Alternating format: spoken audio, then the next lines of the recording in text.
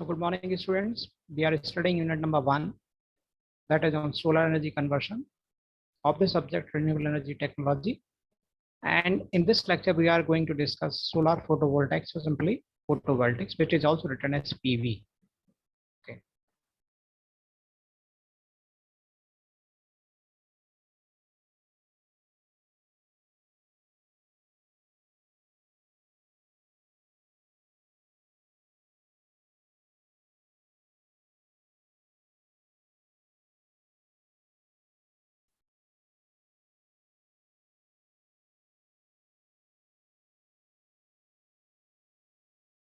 I think there is some problem with the net. So we'll go. Okay. Now it is over.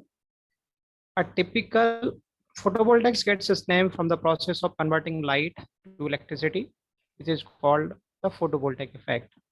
This phenomena was first exploited in 1954 by scientists at Bell Laboratories, who created a working solar cell made from silicon. Today, electricity from solar cells has become cost competitive in many regions, and photovoltaic systems are being deployed at large scale to help power the electric grid. So you can see the solar panels arranged in the ground, which converts solar radiation into electricity directly. Okay. A typical silicon PV cell is composed of a thin wafer consisting of an ultra thin layer of phosphorus doped N-type silicon on top of a thicker layer of boron doped P-type silicon. An electrical field is created near the top surface of the cell where these two materials are in contact and called the PN junction.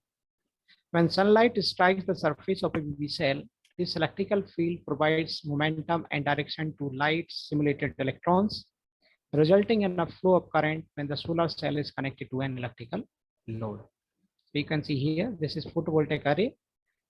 This basically shows standalone PV system with battery storage powering DC and AC loads.